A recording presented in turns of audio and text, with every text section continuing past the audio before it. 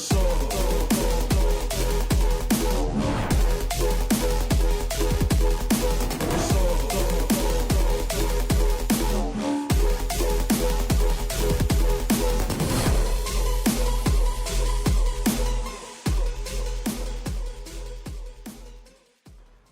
sekian lama absen dari layar YouTube Anda, hari ini Pangeran Justin kembali lagi dalam formasi yang lengkap karena koci kesayangan kita telah kembali ke tanah air dengan selamat.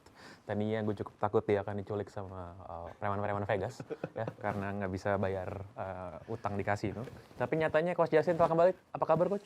Baik. Baik. Dan sebenarnya bukan tripnya yang gue survive, tapi karantina. Buset, itu bete banget. Karantinanya di sini doang kan, di Jakarta sini, doang. iya. Kan? Berarti sih 3 hari kan? 3 hari. Tapi 3 hari dikekep di kamar lu kira enak gitu. Makanya gue kebayang 7 hari, 8 hari kan. Ini katanya mau dinaikin lagi. Mau dinaikin lagi? Iya. Tapi anyway, gue survive dan happy. Sebulan gue pergi. Dan I really need that. After 1 tahun, 10 bulan gak liburan. Dan akhirnya gue pergi ya. Lo nggak nonton bola kan di Amerika kan? Enggak. Jadi gini. Jadi dia nonton bola, tapi tiap kali bikin video Just Talk nggak nonton sebenarnya. Gue bilang di Just Talk kalau gue nggak nonton. Tapi gue kan langganan bola di sini. Iya. Emang di sana bisa? Gue beli VPN. Oh, oke. Gue beli VPN yang server Indonesia, akhirnya dapat dikasih tahu oleh domba gue yang dari Milwaukee, pakai itu, terus akhirnya gue nonton. Jadi kalau nggak salah 2 dari Chicago ke Vegas itu Arsenal lagi main. Jadi di airport gue nonton. Jadi ada berapa matchnya, terutama Arsenal Barca gue nonton. Wow, oke. Ya, oke. Jadi lo menang kalah di Vegas? Di Vegas itu kan cuma 2 pilihan, lu ngerampok atau dirampok. Nah, pertanyaan lo adalah yang mana? Gue dirampok. Dirampok sebenarnya sama seperti apa yang akan gue lakukan kepada Justin di akhir musim, di mana Arsenal itu akan finish di bawah dari Manchester United. Sekarang sih enggak. Lagi di atas sebentar doang itu. Gue cukup yakin bahwa Gue itu nggak seoptimis fans Arsenal lainnya ya. Dan karena Coach Justin gue ajakin taruhan. Oke, Coach, kita taruhan lagi Jakarta London mau nggak? no way. Jakarta London, MU di atas Arsenal. Enggak. Gue mau taruhan. Dan dia nggak mau. Gue mau taruhan kalau MU yang juara. Baru gue mau taruhan. Timnya dia nggak ada urusannya kok mau dipertaruhkan gitu. Gue sekali kena PHP sama Arteta dan gue kalah. Pas kapan tuh? Sama lu, kampret. Kalah tiket mana? Amsterdam. Jakarta Amsterdam. Iya. Belum gue cash out tuh ya? Belum. Lu kan tinggal ngomong kapan. Gue nunggu Sinovac bisa masuk Eropa dulu lah. Bisa sebenarnya, tapi disuruh karantina bisa. 10 hari kan, males banget. Iya. Jadi intinya adalah gini ya, gue sempat diskusikan di space Twitter fans Arsenal. Gue itu kurang deket dengan fans Arsenal. Lebih ke Barca, Milan seperti lo tahu. Bahkan fans Tapi Milan tuh kan sering lo bully sebenarnya fansnya. Iya, tapi pentolnya kan temen gue semua. Iya. Bahkan MU kan temen gue, lo tahu sendiri banyak fans MU. Tapi jadi sekali berapa hari yang lalu gue masuk ke grup itu, gue pengen tahu aja omongannya apa. Sebenarnya gue pengen denger doang, tiba-tiba gue dipanggil ya udah gue ngomong dan apa namanya? Gue bilang terlalu banyak fans Arsenal terlalu optimis gitu loh. Untuk gue sih nggak make sense. Arsenal berada di atas MU itu nggak logis. Ya, tolong didengar ya. Para domba-domba tolong didengar. Karena kameranya tolong ke gue dong, coba. Sini mana kameranya? Tolong didengar. Coba Coach Justin diulangi lagi coba ya. Gue bilang tidak logis kalau Arsenal berada di atas MU. Tolong diklip dan diviralkan ya. Di atas kertas. Oke. Nah, kenapa orang bilang ya Arsenal 10 kali beruntun menang, 7 kali clean sheet, whatever lah bla bla bla. Lu lihat lawannya Arsenal kayak apa? Katanya, dia kan ada Aston Villa Leicester. Lihat Aston Villa Leicester di ranking berapa. Jadi jangan terlalu happy dulu karena lu juga jangan lupa lawan Burnley, lawan Brighton, lawan apa satu lagi tuh Crystal Palace seri. Lawan Burnley berapa kali diobok-obok. Lawan Watford pun kesulitan. Walaupun Watford gue masih cukup puas karena 2 gol dianulir, penalti dan jadi jangan puas nanti lawan MU sama Liverpool. Bisa nggak dengan mentalnya bisa meraih 3 poin dan main bagus? Nggak hanya. Lo masih belum yakin sama Arteta berarti kan? Untuk gua masih detik ini Arteta out. Masih Arteta out? Ya. Walaupun sekarang lagi bagus. Bagus apa yang lawannya nggak worth it gitu loh. Oke. Menengah ke bawah Oke, gitu loh. oke. Jadi kalau dibilang MU sekali lagi, kan gue selalu bilang tukang angkot yang nyetir Ferrari. Nah, Kalau Arteta apa? kalau Arteta supir bis yang nyetir Damri. Karena memang kualitas pemain Arsenal itu biasa aja. Jadi masih sesuai, cuman harusnya kalau lu nyetir Damri kan masih bisa manuver, ngerti nggak? Nah ini nggak bisa manuver, setir aja, lurus aja. Nah ini yang gue tunggu, apakah dengan Damri ini dia bisa manuver atau tidak? Karena yang jelas Ole nggak bisa, that's for sure. Itu ntar aja kita bahas itu di segmen berikutnya aja ya. Tapi jadi Arsenal bisa sekarang dalam a good positive run, itu berarti karena pemainnya individual brilliance seperti yang sering lo bilang atau gara-gara Enggak. Arteta? Gue tidak pernah bilang, lu sama kayak fans Arsenal yang gue ribut di situ ya, omongan gue dipelintir. Gue nggak pernah bilang pemain Arsenal individual brilliance. Karena nggak ada yang brilliant menurut lo? Yang gue bilang adalah dengan pemain yang biasa-biasa aja, Arteta harus bisa memaksimalkan. Dan gue lihat ada perubahan, terutama distribusi bola tidak fokus ke lini belakang, tapi sekarang lebih ke lini tengah. Dan pemainnya lebih berani main forward, tidak di-press dikit, passing ke belakang. Nah ini juga blessing in disguise kalau Tierney idola lo itu dan Granit Xhaka nggak main. Ngapain gue idolain Tierney anjing? Fans Arsenal aja bukan. Tierney dan Granit Xhaka itu nggak main, itu berpengaruh banget gue bilang. Jadi kita lihat lawan MU sama Liverpool. Ya, MU kalah pasti. Mari kita cek statistik pemain-pemain Arsenal secara individual nih. Oke.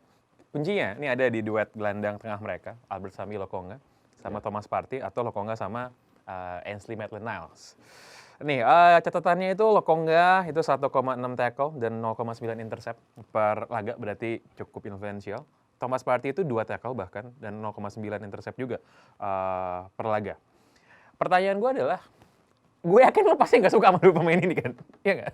Nggak suka gue. Oh suka? Ya, justru suka. Oke. Ya. Dibandingin sama Granit Xhaka gitu? Iya. Yang bikin beda apa, Coach? Mereka berani main forward. That's important karena pada saat lu bermain sangat lebar, lu di cover, you don't have banyak option untuk bisa passing. Dan ini dua pemain, terutama Partey, berani melakukan, walaupun akurasi passing tidak selalu bagus, tapi at least dari let's say dari 10 kali passing ke depan, 7 kali sampai 3 kali miss. Nah, yang jadi masalah kan pada saat miss, lu harus dalam posisi berani main ke depan untuk menutup ruangan, memperkecil counter attack kan. Intinya di situ, dan itu Arsenal masih belum dikuasai oleh Arteta. Tapi pada saat dari 7 kali bola sampai, itu bisa menjadi peluang besar. Nah, ini kembali lagi siapa yang lu pasang. Dan dengan segala kekurangan Partey, he is the most important player di tengah, kalau gue bilang. Oke, dan juga selain gelandang tengah, di lini belakang juga Arsenal relatif terlindungi. Ben White dan Gabriel Magalhaes itu pencatatan lumayan, 0,8 tackle dan 1,6 intercept sukses buat Ben White. Ben White yang, lo ngecengin Ben White nggak sih awal musim? Gue nggak yakin lah. Nggak yakin, tapi gimana sekarang Sobat? Justru gue bilang dengan pembelian pemain Arteta, gue bilang ini lumayan bagus. Lumayan bagus sesuai dengan harganya. Beda dengan Van de Beek 40 juta nggak main. Sancho 90 juta nggak main. Itu ada waktunya, untuk mulai. Itu masih good investment. Jadi kalau gue bilang dengan contoh Tavares itu cuma 8 juta back kiri, dan dia sangat bisa menggeser Tierney. Si Lokonga 24 juta worth it. Si Asu berapa tuh Asu harganya? Gue nggak ngerti apa, murmer lah. Dan dia bisa menjadi starter. Itu pemain Arsenal favorit gue by the way, ya Tomiyasu sih. Iya, gue tahu karena lu terlalu mengidolakan pemain Asia yang lebih jago main. Tapi emang jago. Badminton. Emang jago. Lo back kanan. Lu jagonya lu bandingin siapa sekarang? Apa? Kalau dibandingin AWB, iya jago. Cuman kalau lu back kanan dengan posisi dan postur kayak back tengah, lalu bisa di versatile jadiin itu, menurut gue tuh luar biasa gokil. Tapi kalau lu lihat lawan Watford, dia itu berapa kali tercoach sama si Sarr loh. Jadi dia masih belajar kalau dia ketemu pemain yang very skillful, dia harus lebih kasih jarak. Nah, there is small details di mana dia melakukan kesalahan memang tidak fatal, tapi sesuai dengan harganya, oke lah, kontribusinya cukup bagus. Pemain terbaik di Arsenal saat ini on form itu Emil Smith Rowe. Sepakat, Coach? Ya. Ya. Ya. Gimana lo ngelihat pemain muda?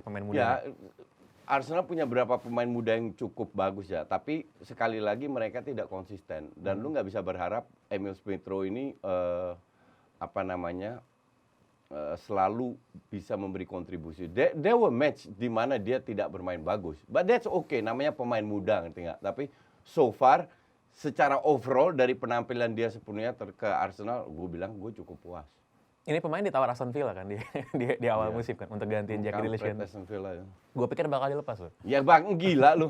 Duit berapa ditawar 24 juta? 20 jutaan ya, 20 jutaan gitu ya. Smith Rowe minimal 80. 2 kali Van de Beek lah. Iya dong, 2 kali Van de Beek dong parameternya.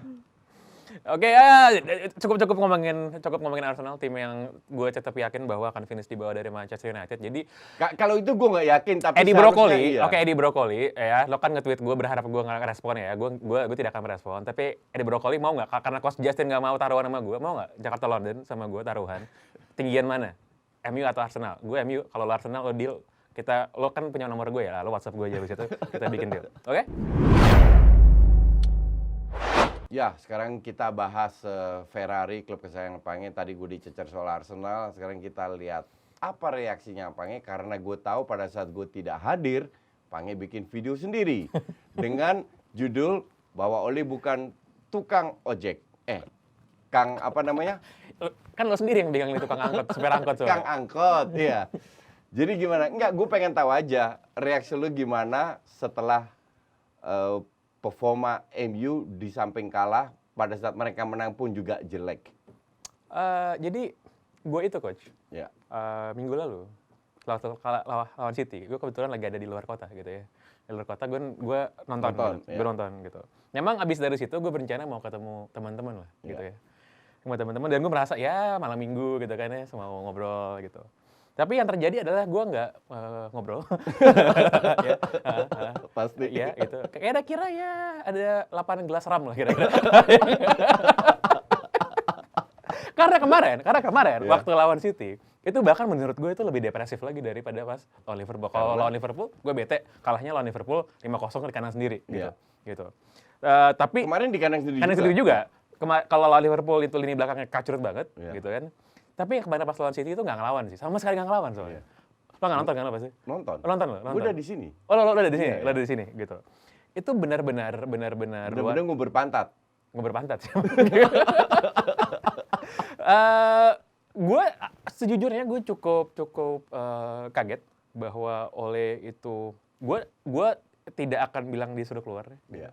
Tapi gue cukup kaget bahwa dia terus dipertahankan sama manajemen Manchester United. Kenapa menurut lo? Apa? Alasannya apa? Alasannya? Iya safe aja, karena memang gue harus mengakui sekarang ya targetnya selama ya nanti mungkin di akhir musim bisa top 4, masuk Champions League, cukup gitu, enough. Kalau gue bilang ya, kalau menurut gue manajemen MU ini nggak punya plan B. Jadi they don't know kalau if I sack him, yang gantiin siapa? Karena kalau dibilang buyout clause itu kecil, gajinya kecil. Yeah. Bukan, itu nggak ada masalah. Cuman siapa yang gantiin? Dan mainnya gimana? Apa cocok atau enggak? Karena kita tahu bahwa Conte sudah pindah, Gerrard ke Aston Villa. Ya Gerrard nggak mungkin lah. Gue cuma kasih contoh bilang jadi aja manajer United. bahwa nggak banyak pilihan lah yang bagus-bagus. Tapi sebagai fans MU nih, gue mau tanya nih, kalau lu lihat performa mantan pelatih MU, Moyes, yang mungkin dari sisi permainan agak oportunis ya. Tapi kan lo kan kemarin bilang pas lawan Liverpool kan lo nge-tweet kan, tim apa nih lo bilang. Iya. Tapi menang kan? Iya menang. Itu gue tidur kan, gue masih jet lag kan. Babak kedua kan 1-1, babak pertama. Babak kedua ini pasti dibantu kan, diserang terus. Pas gue bangun, 3-2. Tapi menurut lu sebagai fans MU ngelihat mantan pelatih lu perform dengan tim abal-abal ini gimana? Gini ya, David Moyes itu setelah cabut dari Manchester United, itu timnya ada banyak. Yeah. Dan nggak satu pun sebenarnya yang oke banget tuh nggak ada gitu. Dia pernah di Sunderland, dia pernah di Real Sociedad gitu. Dia pernah West Ham yang pertama juga pernah pegang sama dia gitu. Dan nggak ada yang outstanding. Dan banyak yang bilang tuh kan David Moyes pada akhirnya jago. Kalau lo lihat waktu Moyes itu di bulan-bulan terakhirnya dia jadi manajer Manchester United, itu depresifnya bahkan lebih depresif lagi daripada sekarang. Ada satu pertandingan yang itu jadi satu momen di mana semua orang merasa ini udah bakal cabut sih, ini orang udah kelar gitu ketika lawan Fulham. Itu mungkin rekor 90 cross ke dalam kotak 90-an cross Iya, iya. ke dalam kotak penalti selama 90 menit gitu. Itu nggak make sense. Dan itu terjadi di zaman David Moyes. Itu terjadi pada saat dia tertekan, udah nggak tahu gimana. Sebenarnya kan 11-12 sama Ole. Pada saat dia tertekan, dan untuk gue kalah lawan Liverpool, lawan City, it's just 6 point. Tapi banyak sekali match di mana mereka menang, mainnya jelek. Dan Sorry, Coach. kebantu dengan... Ada satu paham pemikiran gitu yang gue kayaknya harus menarik lagi yang gue bilang di awal musim soal Ronaldo. Soal Ronaldo. Kenapa? Ole itu ketemu Pep udah berkali-kali. Dan tiap kali dia ketemu Pep, dia selalu punya resep dan punya formula apa. Dan dia berkali-kali juga berhasil kan? Gitu kan? Bener-bener high press, high speed, hit on the counter. Gitu. Dan itu ya, dengan sangat berat hati gue harus mengatakan kepada para fans United di mana-mana gitu, bahwa itu nggak akan bisa berjalan selama ada Ronaldo di sana. Basically yang nge-press ya 9 orang sebenarnya gitu dari awal. Dan kalau mau main hit on the counter, ya Ronaldo sih punya dalam jarak pendek dia pasti punya speed. Tapi untuk jarak menengah kayak mengharapkan Rashford misalnya kan kalau main di Etihad berapa kali tuh Rashford kayak gitu kan. Itu nggak berhasil. Dan kalau dilihat bagaimana nggak ada taktiknya sama sekali. Lawan City kemarin tuh ini apaan aja gitu. Gue nonton ini apa-apaan gitu. Sebenarnya itu kan udah berkali-kali gue bilang. Dan kemarin itu benar-benar oleh Pep dibuka kelemahannya MU itu seperti apa. Tapi somehow gue tidak begitu setuju seperti yang dikatakan Bonucci. Dia bilang Ronaldo ini bisa jadi beban atau jadi plus point. Gue bilang that's bullshit. Karena Ronaldo, pada saat lu ambil Ronaldo, lu tahu dia ini bukan Ronaldo yang kita kenal di Real Madrid. Dia tuh sekarang finisher. Manfaatkan sebagai finisher. Pada saat lu punya finisher, lu harus ada yang supply, ya kan? Nah, supply-nya bukan kayak Greenwood, goreng-goreng sendiri shooting. Greenwood itu egoisnya minta ampun. Padahal I like Greenwood, ya. Nah, ini yang harusnya sebenarnya dirubah. Banyak hal-hal kecil yang harus dirubah, juga penempatan Fred atau main 3 back. 3 back is not necessary at all. Seperti yang lu tadi bahas, berkali-kali mereka main 4-3-3, they got the point. Kalau nggak menang, mereka seri. Kenapa harus bermain 3-4-3 hanya karena lu menang main bagus lawan Spurs, terus lu pertahankan? Untuk gue bilang, this guy has no concept. Ngerti nggak? Nah, maka dari itu gue bilang, ya kalau gue sih happy-happy aja dia stay ya. Hanya gue lihat dengan this guy, you are going nowhere. Tapi kembali ke pertanyaan lu tadi soal Ronaldo, lu setuju nggak kalau gue bilang, kalau lu tahu dia tidak punya power 90 menit untuk melakukan high press, harusnya Ole menyediakan sebuah konsep di mana Ronaldo lebih dimanfaatkan. Sebenarnya harusnya ya. Karena itu kan sebuah kondisi yang udah given. Kita juga tahu semua, dan gue kan Ole juga tahu. Harusnya, dan dia sudah melakukannya sekali. Tapi diprotes oleh banyak orang. Gitu. Termasuk Sir Alex waktu ngomong ke Khabib. You have to put your best player on the pitch kan. Kenapa? Tapi sebenarnya dia tuh nggak harus selalu jadi starter loh menurut gue Ronaldo. Iya, gue setuju. Gitu. Gimana pun dia 36 tahun sekarang, 36 tahun gitu. Dalam short distance 37 ya. Jadi dalam short term distance masih bisa tuh. Kan berapa kali kita lihat dia bisa sprint jarak pendek 10 meter masih bisa lah. Masih bisa lah. Tapi untuk consistently lakukan kayak Cavani deh gitu. Nggak usah kayak Rashford deh. Kayak Cavani ya jadi mana never ending running. Nggak bisa. Dan emang itu bukan gayanya dia dari dulu kan. Yang mana untuk punya, kalau sebagai finisher gue merasa Ronaldo masih world class finisher ya. Di dalam box masih berbahaya banget gitu. Tapi ada situasi di mana itu nggak dibutuhkan sebenarnya gitu. Apalagi dalam kondisi di mana kayak kemarin lawan City misalnya, itu secara taktik, secara kualitas pemain di tengahnya, udah jelas lini tengah situ tuh lebih superior. The only chance United could survive that is by hitting on the counter. Seperti yang sudah dilakukan berkali-kali sebenarnya. Itu kan bukanlah sebuah strategi yang belum pernah diuji. Coba, udah diuji dan udah berhasil, udah menang gitu. Dan berapa kali gitu. Dan Pep kecolongan terus gara-gara itu kan. Pertandingan terakhir waktu sebelum ditutup gara-gara Covid tuh, 2019. 2019 itu? 2020 yang menang 2-0 itu kan sama persis kayak gitu, mainnya di kandang sendiri gitu. Nah, karena Ronaldo itu membuat itu jadi nggak bisa berjalan. Tapi di sisi lain nih, pasti Ole itu di bawah pressure kan, lu mainin nih pemain mahal banget gitu. Sebenarnya kalau gue bilang, gue lebih mengkritik bukan Ronaldonya, tapi lebih kenapa lu main dengan 3-4-3 kalau nggak salah ya. Bukan main 4-3-3 seperti biasa. Karena Lu belum biasa, hanya lu udah main satu match bagus, bukan berarti next match-nya lu akan bermain bagus. Itu kan sebenarnya untuk menanggulangi udah pasti di tengah bakal kalah gitu. Jadi dia merasa satu ekstra central defender tuh bisa untuk melapis. Ini yang pemikiran sangat bodoh. Ini awalnya dilakukan juga dengan Arteta ketemu Pep. Lu tidak bisa bermain bertahan lawan City. Gue lebih setuju lu main high press. Kenapa? Jangan kasih City kesempatan untuk bernafas, untuk memegang bola, paksa mereka dengan long ball. Iya, iya. Lihat kan pada satu paksa dan high press-nya bukan 2-3 orang seperti yang United lakukan. 5-6 orang bahkan. Gue nonton match-nya Leicester lawan Arsenal, gue nggak lupa gue lawan siapa.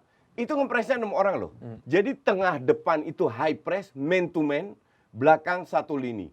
Karena belakang yang passingnya nggak terlalu bagus, akhirnya mereka kalah. Tapi it's not menang kalah, it's about the system. Ini salah satu sistem yang lu bisa at least membuat Pep agak kesulitan lah. Bukan hanya main bertahan.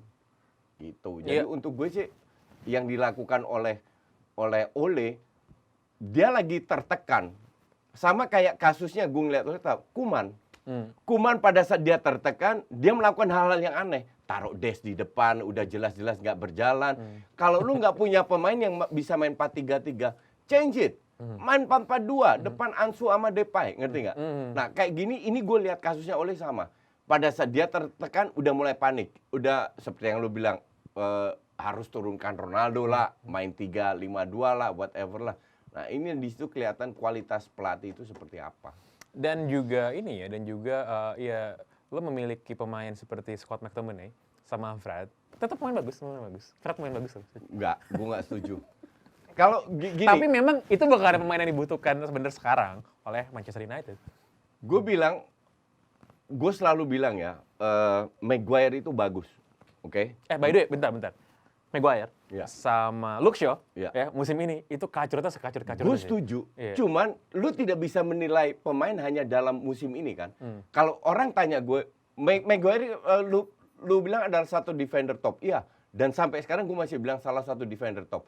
Tapi gue setuju musim ini apalagi semenjak Maguire balik dari cedera, flop. Enggak, dan gini, kalau satu pertandingan blunder gitu ya, itu ya it happens. Yeah. Tapi ketika itu terjadi dalam beberapa pertandingan sejak Leicester kan? Iya. Sejak Leicester, Liverpool semenjak gitu. balik dari cedera. Iya. Dan dengan Ole terus memainkan Harry Maguire gitu di belakang, walaupun mungkin ya Eric Bailly juga kemarin aneh-aneh kan pasti turun jadi. Cuman kan itu menunjukkan bahwa, dan juga Luke Shaw ya, itu menunjukkan bahwa ternyata pemain yang mainnya nggak bagus tetap bakal main terus. Padahal ada penggantinya. Dan sebenarnya ini adalah Luke Shaw sebelum Alex Telles datang. Ya kan? Kayak gini nih, persis sama nih. Gitu. Dan kenapa gue bilang lu nggak bisa salahkan Luke Shaw dan Maguire dan lain-lain? Karena mereka sudah memiliki kontribusi besar sekali terhadap performa MU. Yang malah bagus banget kan, kasihan ya David De Gea kan. Iya. Ini sama kayak David De Gea 3-4 musim lalu sih, di mana keren banget. Dia doang yang bagiannya bagus, sisanya kagak ada gitu. Musim lalu MU mainnya lumayan, dia jelek mainnya kan. Dia jelek mainnya gitu ya. Jadi kasihan banget David De Gea. Nah, at least yang harus dilakukan Oli, dan gue setuju sama lu. Makanya gue bingung, orang bilang gue MU haters. Hatersnya di mana?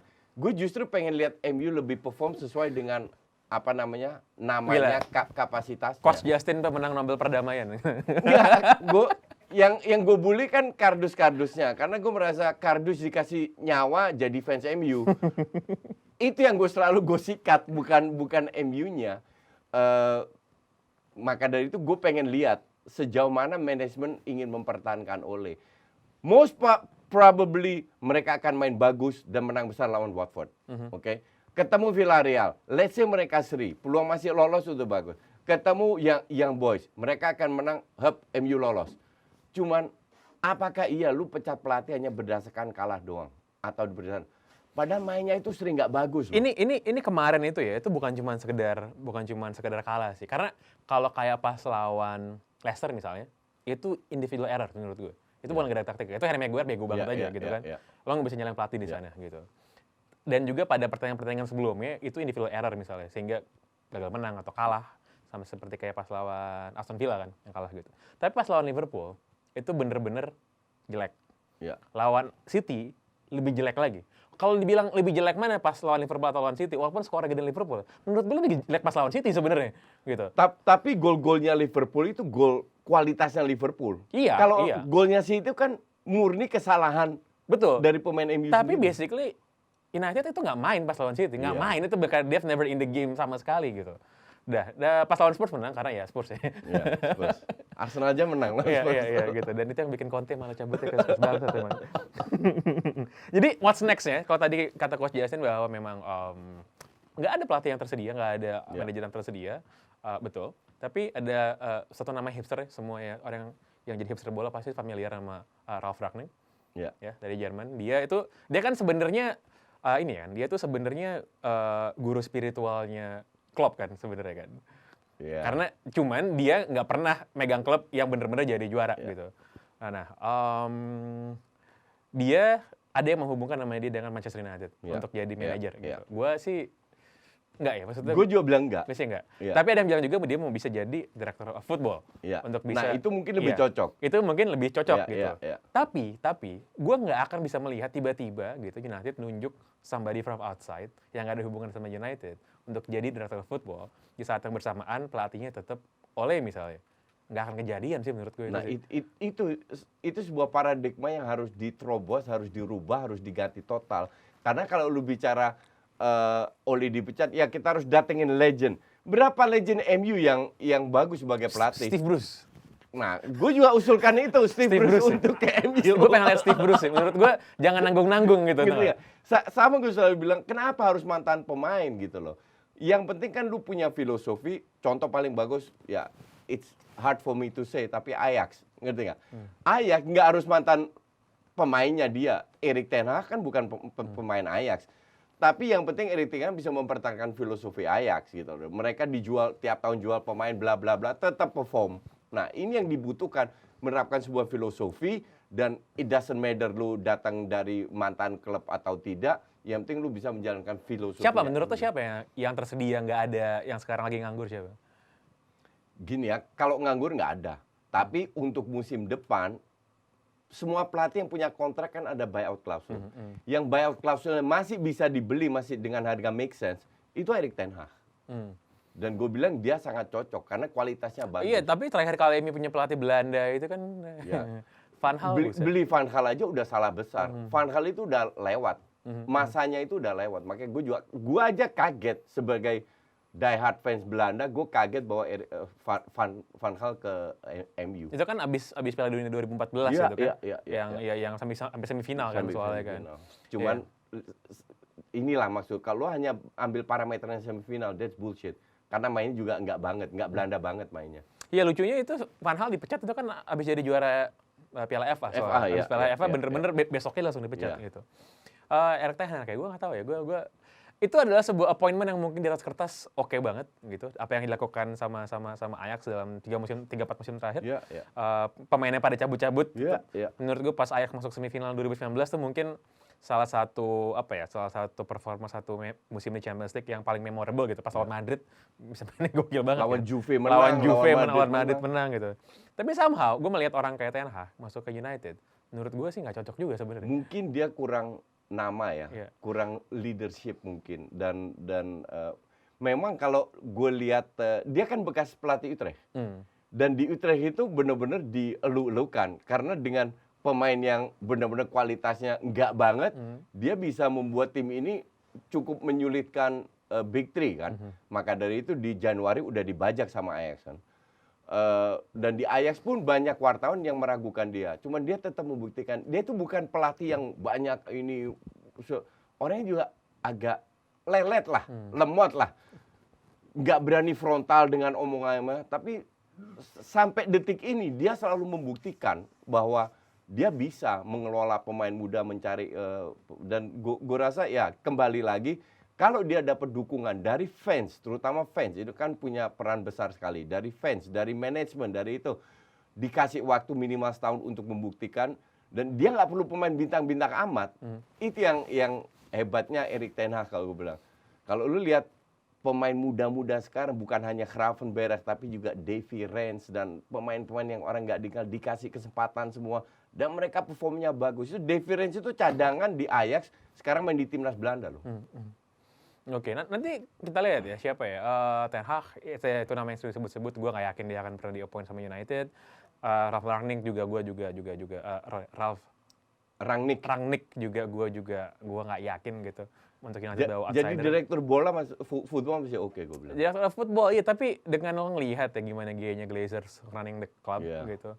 Dia kan nggak mau orang-orang yang konfrontasional gitu kan. Menurut gue model kayak Rangnick ini pasti pengen gitu langsung. Justru gue bilang pelatih Jerman yang cocok, yang bisa menerapkan sepak bola modern untuk pegang squad kayak MU ini. Kalau gue bilang, bahkan kalau ada pelatih Jerman masuk, Van de Beek itu akan main itu. Akan main ya? Iya. Siapa Hasenhüttl? Bisa Hasenhüttl, why not? Bisa banget. Bisa banget ya. Oke, nanti aja kita lihat. Kita sekarang masuk ke segmen berikutnya. Ini lumayan lama nih. Tapi cobain obrolannya berisi soalnya. Kita akan masuk ke Domba of the Week.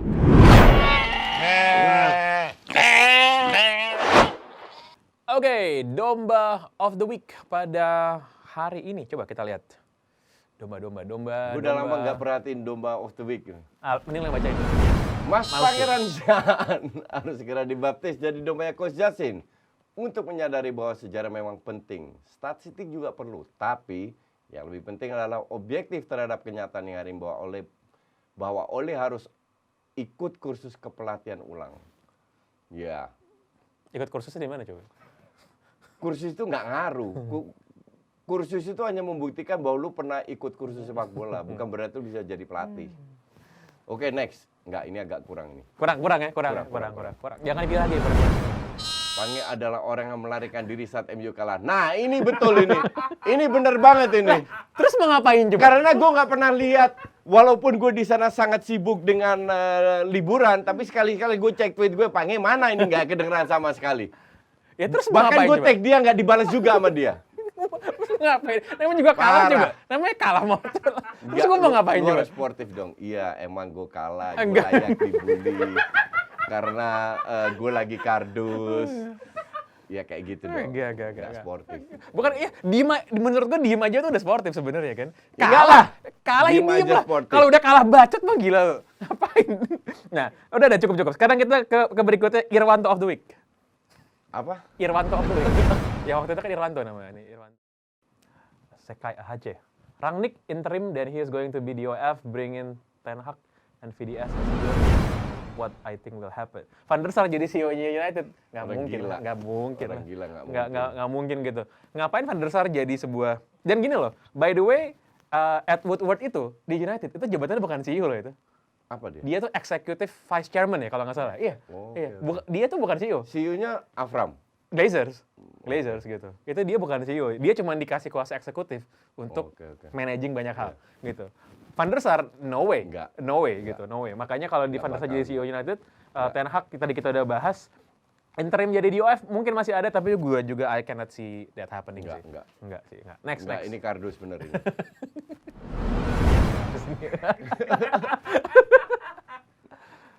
Nih, oh ini dari account Twitter favorit Coach Justin nih kan ID extra tapi. Iya, makanya gue blok. Premier League dipenuhi pelatih-pelatih top kan, Thomas Tuchel, Klopp, Guardiola, Rodgers, Rafa Benitez, Arteta, Graham Potter. Mana hilang? Marcelo Bielsa, Hasenhüttl, Antonio Conte, Giggs. Terus MK Faris ya, sama seperti orang yang memegang teguh imannya di tengah-tengah badai yang menerpa, yang juara tetap Bapak Ibu. Juara apa? Gak pernah juara kok. Juara itu bener-bener kardus ini mah. Gila ya kalau sampai beneran di akhir musim juara, bisa bayangin nggak sih? Lo bisa bayangin orang-orang kayak lo seberapa malunya sih? Enggak. Karena nggak akan terjadi itu. Jadi gue nggak bisa ngebayangin yang nggak akan terjadi. Iya. Kita sudah melihat hal yang lebih aneh terjadi di dalam hidup ini soalnya. Coach. Jadi Enggak. nggak ada yang nggak mungkin kan sebenarnya. Kalau ini asli nggak mungkin. Nggak mungkin. Gila lo bisa Ya lo bisa bayangin kalau kejadian nggak sih? kalau gitu lu berani taruhan dong. Apa? Boleh nggak jadi juara? Terakhir deh, MU Arsenal lebih tinggi mana sini sih? Gue nggak mau di PHP Pep lagi, Arteta lagi, cukup sekali. Oke. Sekian untuk Pangeran and Justin Show pada hari ini. kita akan kembali lagi karena Coach Justin nanti pekan depan udah nggak akan kemana-mana lagi. Gue masih berlaku ya Coach, tawaran taruhan gue tuh masih berlaku. Iya. Tapi kalau Coach Justin nggak mau, gue melempar tadi gue bilang ya ke Kang Edi Brokoli ya, tolong dibalas tweet gue, ajakan gue ini. Thank you Coach. Thank you. Sampai jumpa. Bye-bye. I know so